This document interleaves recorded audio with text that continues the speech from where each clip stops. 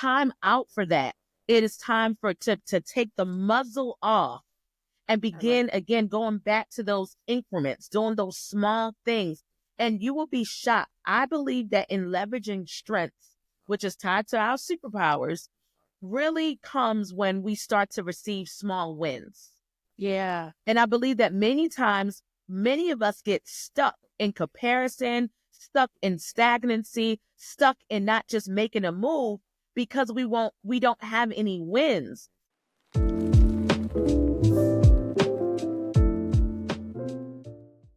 Hello, and welcome back to Ignite 180. I'm Sharita Santiago, your host, and I have here with me none other than Miss Hennifer Gann. She is the CEO of the Rear Image Solutions, and she's Madam Chair for Community Development Organization right here in Maryland. I am honored to have her here today talking about the hidden superpowers of great leaders. So, Miss Gann, how are you on today? I am doing good. I'm so excited. I've been following Ignite 180 and to be a part. I'm just extremely excited.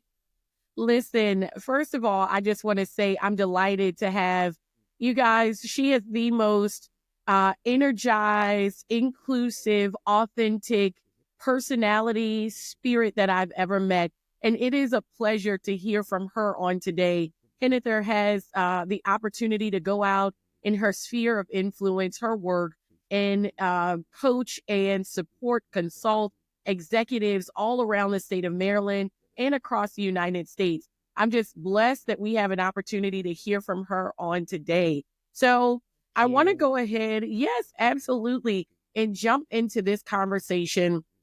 And this is important, the idea of superpowers and looking at the hidden superpower of who we are, because we're all on a leadership journey of growth and influence. And all of us have something really amazing to offer. One of the things that I find often, though, is that there is a struggle and a conflict in and around finding what it is that we're destined to do. And this is not just about purpose, because we've already talked about purpose. So let's say you've purposed in your life, you're supposed to take care of children, or you're going to be a teacher or of some sort. But it truly is about what is that thing that defines you and your personal brand. So, Hennifer, what I'd like to do is start with a very simple question. I'd like you to walk us through what it means to have a superpower. I love it. To me, a superpower is something that you possess, but not everybody knows about. So when you think about superheroes, they wear capes, but even Clark Kent took his cape off, right? So he kind of had to be among the normal people, throughout the day. And then at nighttime or sometimes throughout the day, he went to, be his superhero self, right? So that superpower, in my definition, is something you possess that allows so many others to be impacted, but not everybody necessarily sees it until you truly manifest. And again, it's not necessarily for everybody to see. It's just for you to know, and you know when to come out of it so it can impact the masses. I love that example. Listen, go on and snatch your cape. Go jump in the booth and put your cape on, Clark Kent. So one of the things that I often talk to my students about is the word courage. And essentially, courage means doing it scared, right? Like, I'm here on this platform. I've had to speak in front of groups of 400. And I remember, what Eminem's song, palms sweaty, knees weak, mom's spaghetti. Like, I've been so nervous and to a degree afraid, but still I would take the risk of going out and going after my dream. Yeah. So tell me, what would you say to someone who is battling fear in walking and owning their superpower, and whatever that superpower might be? So good. So good. So a story that comes to mind is when I not recently, but back in the day when I became a single parent. And I was working for the federal government at that particular time.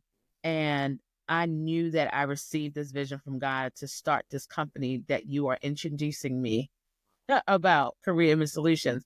but I was just so terrified, so afraid.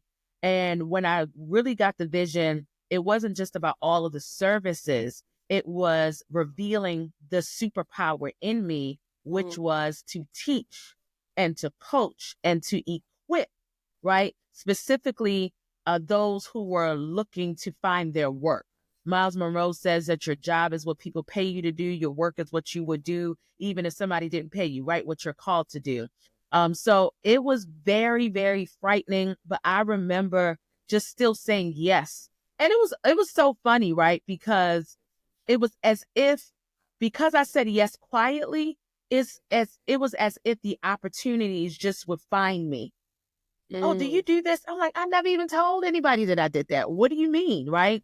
So when we talk about courage and doing things afraid anyway, um, I didn't necessarily leap and leave my federal government job, even though I knew that that was something I was supposed to do.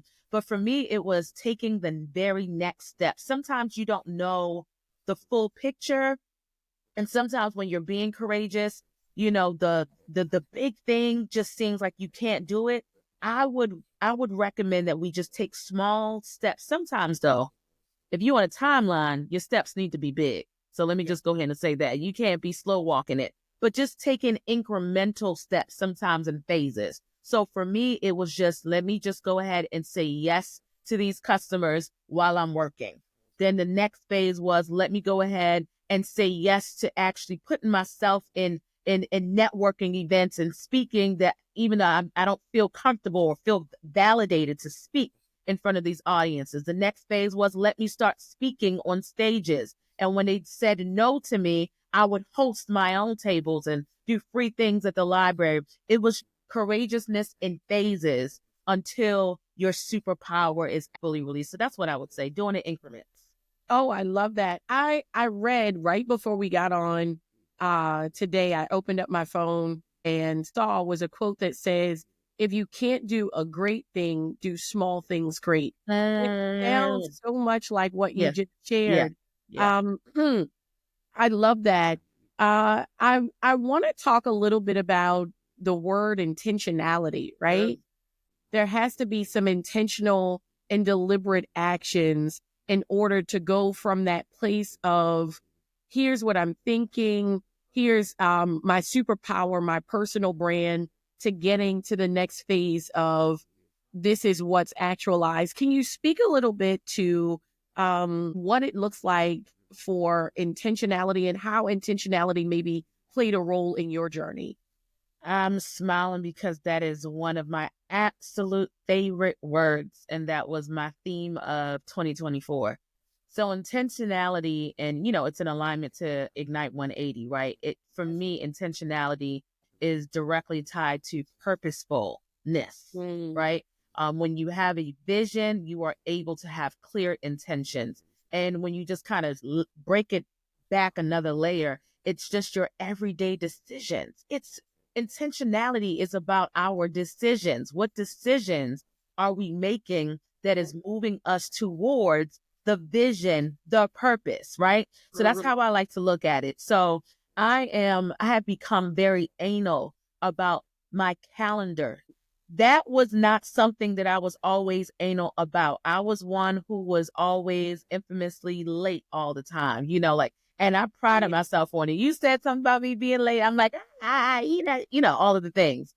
But when I started getting clear about where I needed to be, even though I was already that, but I needed to start showing up there. My vision, my sight started changing a little bit. So my intentionality started to change. So I needed to start waking up earlier, having my me time, right? Getting my plan for the day, and then ensuring that the things, I like to call them big impact.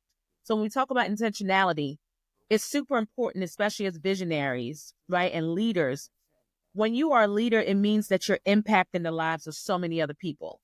Yes. And we've heard the saying that you can't, pour from an empty glass, and you got to wear your mask first, all of those cliches, but it's so true. Because when we talk about intentionality, if you don't fill your cup first, you will not be able to be intentional about the impact that you want to have in the lives of others. You may have some impact, but the fullness thereof, it won't be there because of the lack of intentionality in your own personal life.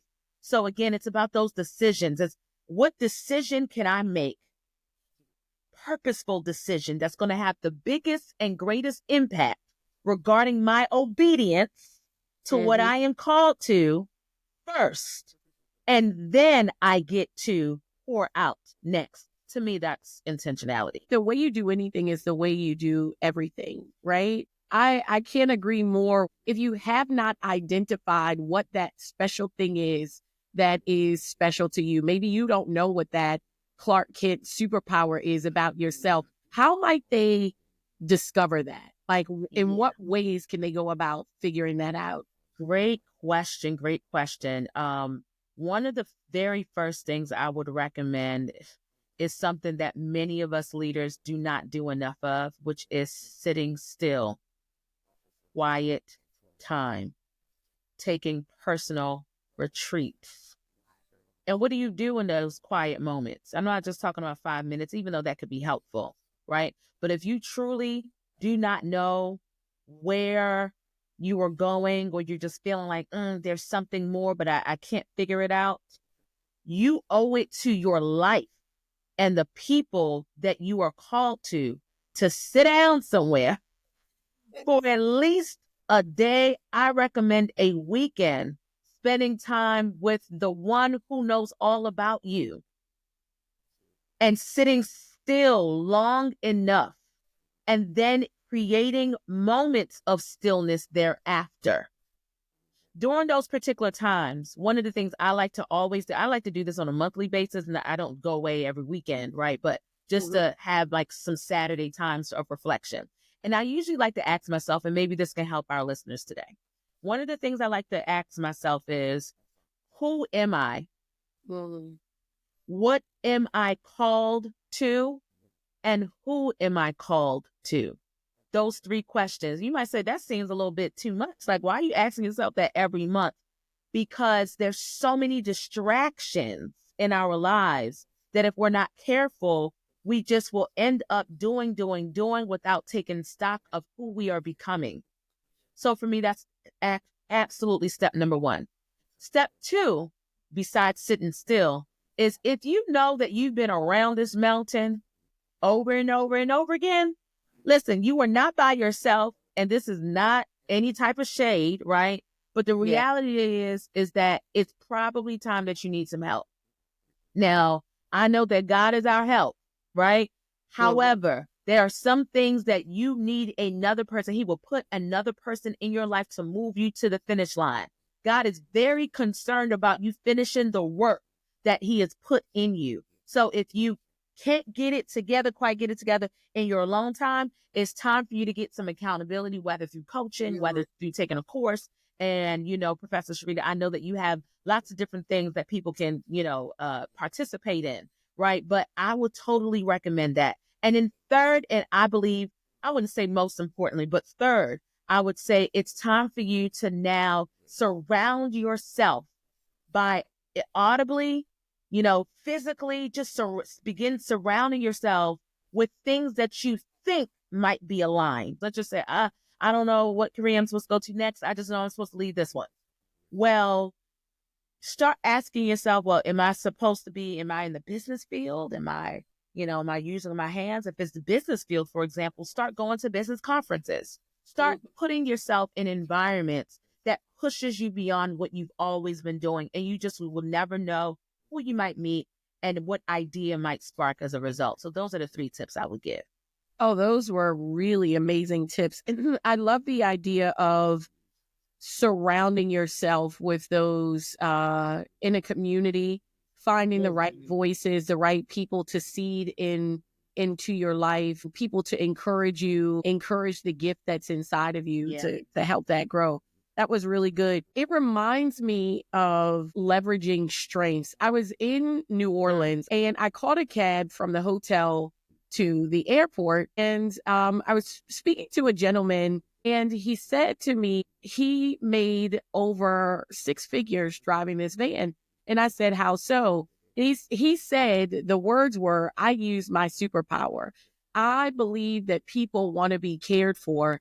And as a result, people who are either on vacation, stressed, coming here to visit family, leaving to go do something, we need each other. And he said, I'm the highly requested, get a lot of customers, but I get a lot of tips because I care so much about people that instead of looking down at the thing it is that I'm doing, I look at this small thing as such a great thing, and I've made it grand. And as a result, I get to live and be in my superpower every day. He talked about how he uses his van to encourage people, to lift people up. And I thought so much of that because That's good. oftentimes we can look at our jobs, or as you mentioned, like sticking to careers, we can look at our jobs and say, I'm doing this small thing, I'm doing this small job, or I may not be working, or I may have a business idea it's not off the ground. Like I have a podcast that doesn't have hundreds of thousands of listeners yet. Yeah. But, like if I looked and compared what I'm doing, my start to someone else's finish, I may never get there. Can you talk a little bit about how we might leverage our strengths and our blind spots? Like, because we do that. And I say we, and I mean collectively, like none of us are without flaws. We've all been there. I've compared my start to someone else's finish. I've seen people who are living in massive homes and all of the things before I purchased my home. And, I question, my value in and around what I had to offer as a superpower in the earth. Like maybe I need to shift and go grab another kink. So if you could talk to us about the strengths and how we leverage our strengths and in relation to addressing our blind spots. Yeah, that's so good. I want to just kind of take it back to that story. I loved it with the driver who was an encourager. Yes. So many times your superpower, for those of us that are still like, I still don't know what mine is. Your superpower is usually tied to your gifting, not just your skill. Your skill is something that you develop, right? So if you're really intentional, you would say, oh my gosh, I have a gift to encourage others, like this gentleman, it sounds like. Let me hone in on this and make sure I develop the skill of, right? We all know that we can be an encourager, but if we are called to speak on stages, it's different from encouraging somebody in the van. So regardless of the vehicle, the superpower still exists. And that's how you can begin to determine, what this superpower is. It's like, regardless of where I am, I could be, all the way down Baltimore City or at the White House, and I'm still this, da, da, da, da, da. That's usually tied to your superpower. So in terms of leveraging those strengths, something doesn't become a strength until you've actually built the muscle for it, right? So one of the ways that you want to leverage your strength is, again, by not muzzling the gift, by not muzzling the superpower. So time out for, oh my gosh, nobody invited me. Nobody asked me, so I'm not, da, da, da, da, da. I don't have a platform to, whatever it is. Time out for that. It is time to take the muzzle off and begin again, going back to those increments, doing those small things. And you will be shocked. I believe that in leveraging strengths, which is tied to our superpowers, really comes when we start to receive small wins. Yeah. And I believe that many times, many of us get stuck in comparison, stuck in stagnancy, stuck in not just making a move because we don't have any wins. There's a popular scripture that says, your gifts will make room for you. Yes. Right? But if the rooms that you are in is not reflective of what you feel like your shanana is screaming out for, that could it be? Could we consider that maybe you haven't been in your superpower, that you haven't been in your gift? Your gifts make room for you. So if you are in the wrong room, could it be that we're not leveraging the gift that would open up the room?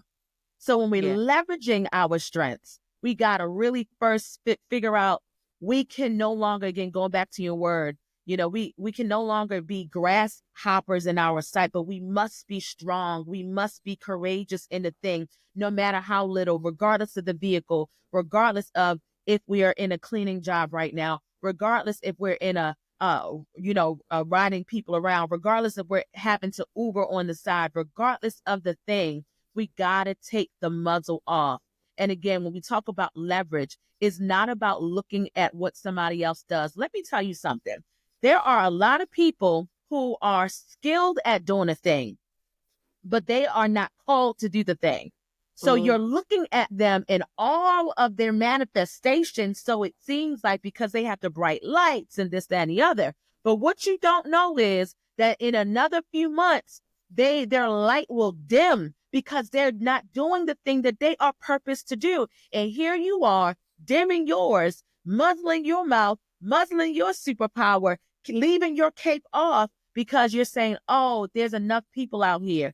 But I'm telling you, we are sadly mistaken when we are paying attention to people who might be in the same spaces or doing something bigger and better. I'm telling you, you just keep doing your thing and you'll see that those same people, they might flourish, but there's some people that are not in line with their superpower either. So let me go ahead and stop there because I'm getting all. No, that's good. Listen, get worked up.